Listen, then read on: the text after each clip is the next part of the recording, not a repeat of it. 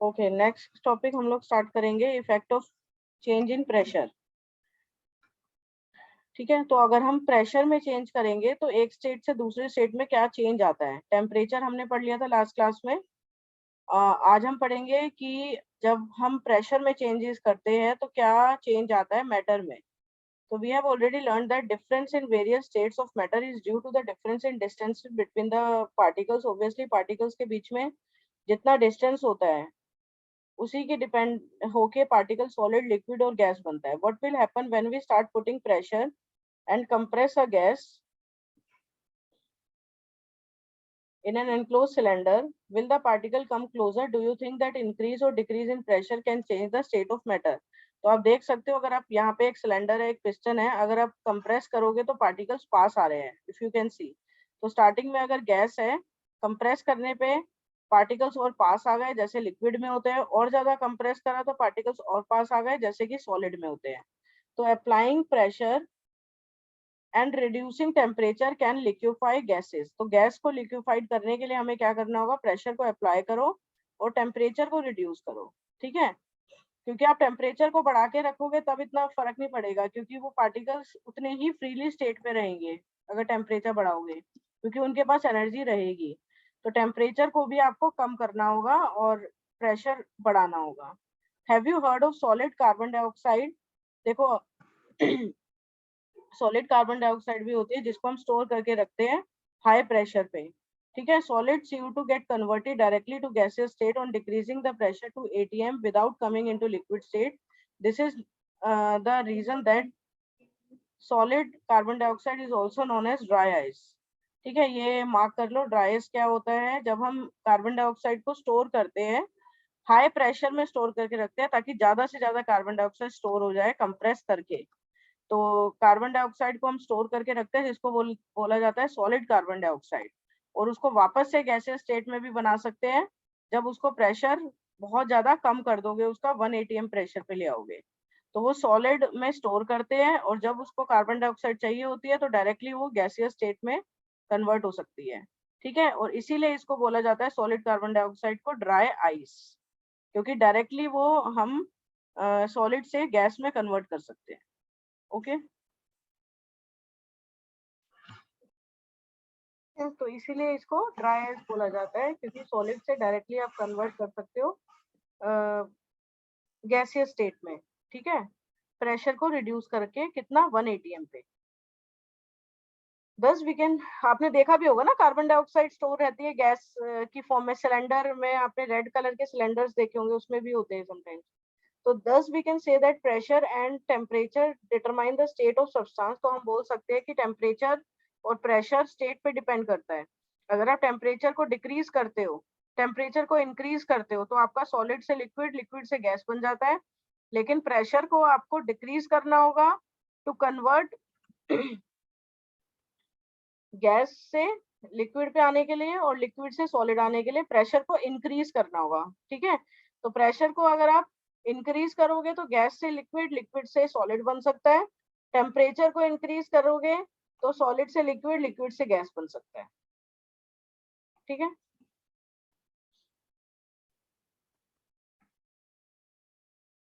Clear है?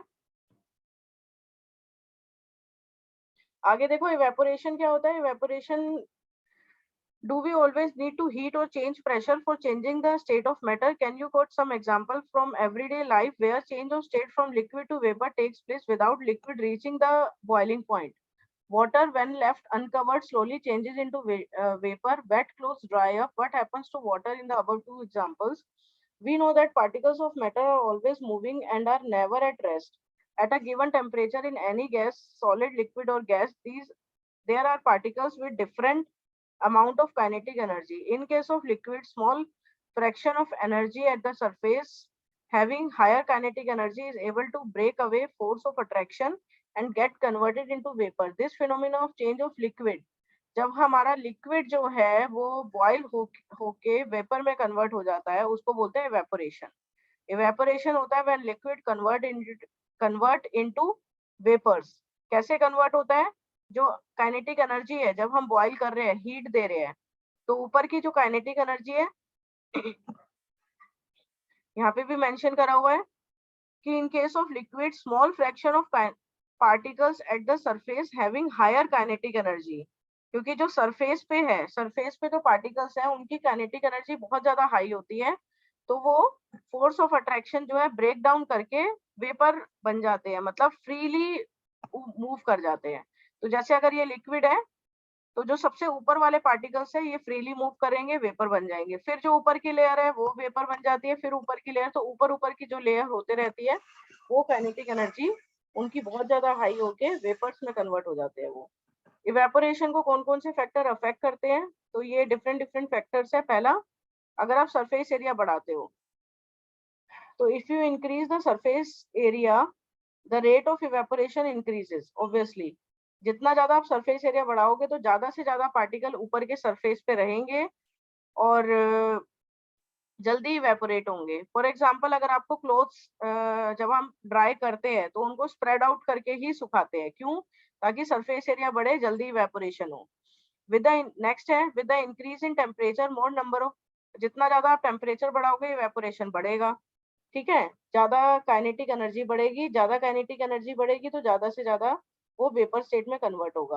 Humidity decrease करोगे जितनी ज्यादा, ह्यूमिडिटी होता है कितना वाटर वेपर प्रेजेंट है एयर के अंदर, तो एयर के अंदर अगर पहले से ही वाटर वेपर प्रेजेंट है तो air around us can not hold more than definite amount of water vapour, तो वो रेट ऑफ एवेपोरेशन कम हो जाएगा, क्योंकि एयर के अंदर ऑलरेडी वेपर्स प्रेजेंट है, तो एयर एक बैलेंस अमाउंट में ही वाटर वेपर को होल्ड करके रख सकती है।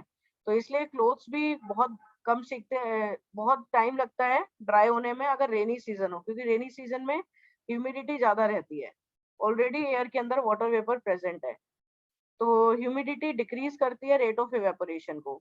नेक्स्ट, अगर विंड की स्पीड ज्यादा होगी, अगर विंड की स्पीड ज्यादा होगी तो ड्राई फास्टर होगा, क्योंकि स्पीड ज्यादा होगी तो पार्टिकल्स जो वाटर वेपर से आए हैं, जैसे फॉर एग्जांपल ये ऊपर की लेयर है, यहाँ से पार्टिकल्स उठ के ऊपर चले गए, वाटर वेपर की फॉर्म में चले गए, तो ये विंड की स्पीड से कहीं और चले जाएंगे, दूर चले जाएंगे, फिर और पार्टिकल्स आएंगे, फिर और, तो पार्टिकल्स मूव आउट करते रहते हैं, क्योंकि अभी बताया था अमाउंट ऑफ वेपर एक पर्टिकुलर अमाउंट में ही चाहिए एयर के अंदर, तो विंडी डे रहेगा तो वाटर वेपर मूव अवे हो जाएंगे विंड से, और सराउंडिंग्स में वाटर वेपर का अमाउंट कम कर देंगे, तो सराउंडिंग्स में वाटर वेपर का अमाउंट कम हो जाएगा तो जल्दी जल्दी इवेपोरेशन होगा। अंडरस्टूड? किसी को कोई डाउट यहाँ तक? हो गया?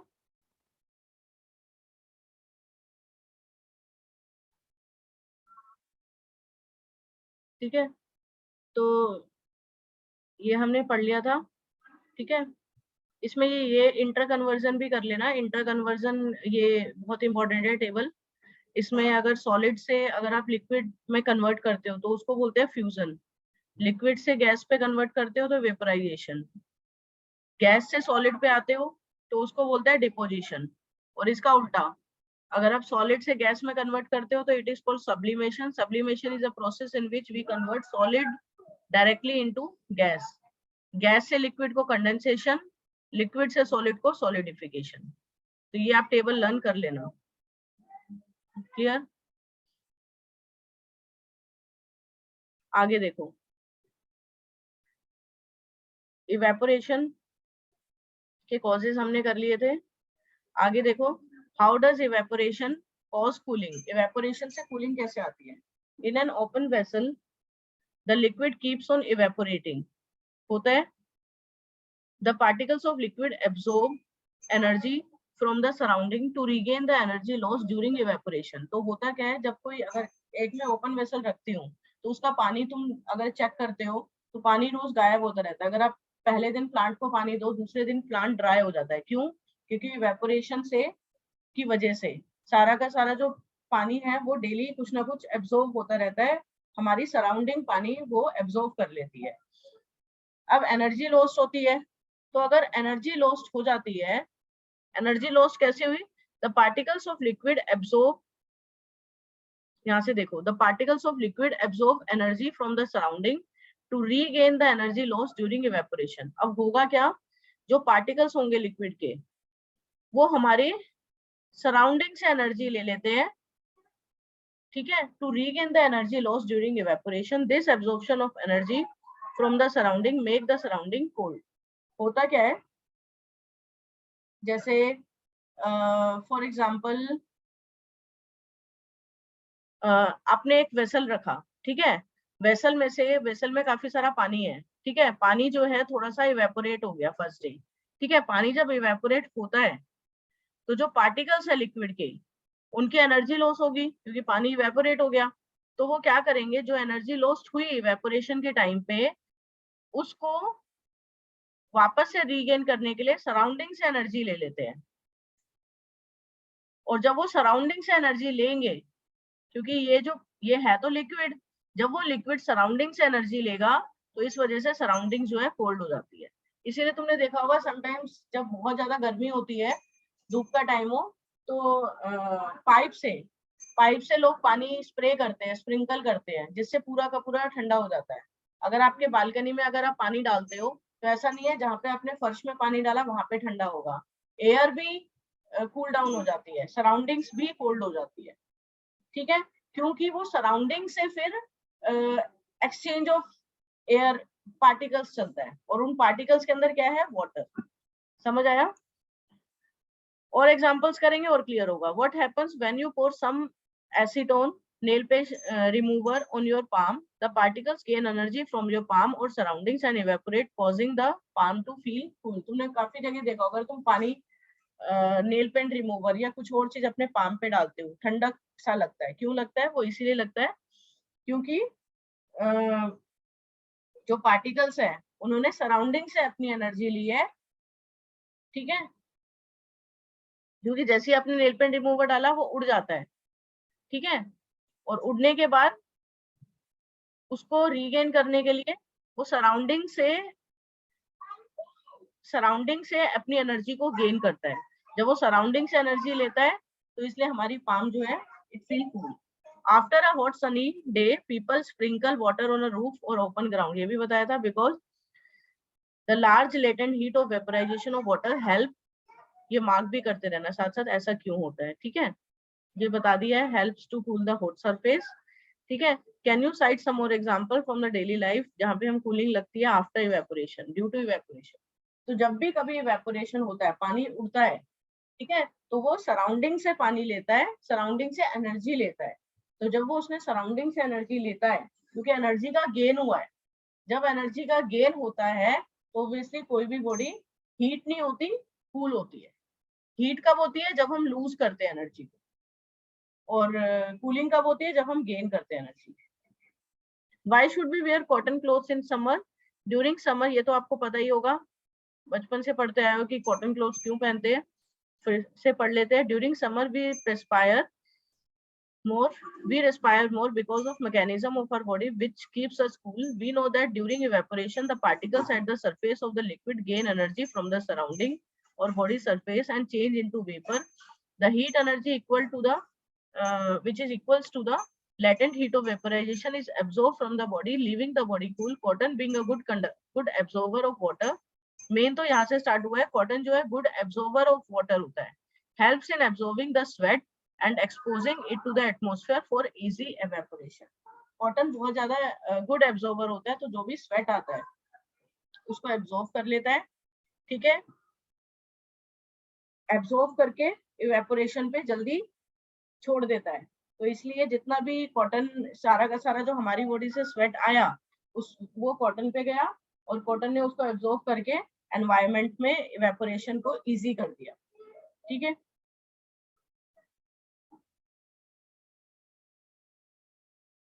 और ये जो ऊपर लिखा हुआ है ये पूरा प्रोसेस लिखा हुआ है जो हमने अभी तक पढ़ा है कि होता क्या क्या है। देखो हमारा रेस्पिरेशन बढ़ता है, ये है स्वेट फॉर्मेशन क्यों होती है, देख लो। We know that during evaporation, जब इवेपोरेशन होता है जो पार्टिकल्स होता है वो एनर्जी को गेन करता है फ्रॉम द सराउंडिंग, वही बताया। तो हमारी बॉडी के में से भी जब हमारी बॉडी में स्वेट फॉर्मेशन होता है तो इवेपोरेशन होता है, ठीक है, क्योंकि स्वेट फॉर्म होगा, पानी आएगा, पानी निकलता है, स्वेट एक तरीके से वाटर ही होता है। तो जब वो इवेपोरेट होता है तो इवेपोरेट होने के बाद सराउंडिंग्स में से हमारी बॉडी जो है एनर्जी को गेन करती है, इसीलिए हमें कूल डाउन लगता है। तो जब भी स्वेट आता है, स्वेट आने के बाद अगर आप एक जगह पे बैठ जाओ या फैन ऑन करो तो एकदम आपको ठंडा लगता है, वो इसीलिए लगता है। ठीक है, so the particles at the surface of liquid gain energy from the surrounding or body surface and change into vapor. The heat energy equal to the latent heat of vaporization is absorbed from the body, leaving the body cool. तो इसलिए हमारी body ठंडी रहती है, इसलिए sweat निकलता रहता है। स्वेट नहीं निकलेगा तो हमारी बॉडी अंदर से गर्म रहेगी। तो ताकि हमारी बॉडी अंदर से टेम्परेचर मेंटेन रहे तो स्वेट निकलता है, ताकि वो सराउंडिंग्स से एनर्जी उतनी ही गेन करके हमारी बॉडी को टेम्परेचर के मेंटेन रखे। Why do we see water droplets on the outer surface of glass containing ice cold water? ये भी आपने देखा होगा, जब ice cold water होता है, बहुत ज्यादा ठंडा पानी होता है, ग्लास के बाहर वाटर की ड्रॉपलेट्स बन जाती है। ये इसका भी रीजन ऑलमोस्ट सेम ही है। Soon we will see water droplets outer the water vapor. इसका आंसर ये है, the water vapor present in air on coming in contact with a cold glass of water losing energy and get converted into liquid state. तो होता क्या है, जब ये अगर ये पानी है, ठीक है, तो जो वाटर वेपर है यहाँ पे साइड में, जो वाटर वेपर है, जैसे ही वो इसके ग्लास के कांटेक्ट में आते हैं पार्टिकल्स, वो लिक्विड स्टेट में कन्वर्ट हो जाते हैं। क्यों? क्योंकि यहाँ पे ठंडा है बहुत ज्यादा।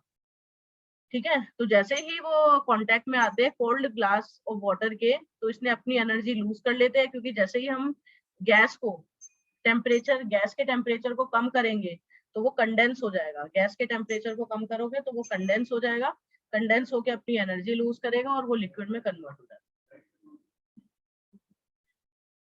ठीक है, ये 5 क्वेश्चन आपको करने हैं होमवर्क में। ये एक प्लाज्मा पढ़ना है, ये भी होमवर्क में पढ़ना है, ये मैं नेक्स्ट क्लास में आप डिस्कस करूंगी। ये होमवर्क में करना है plasma and then this 5 questions. ठीक है,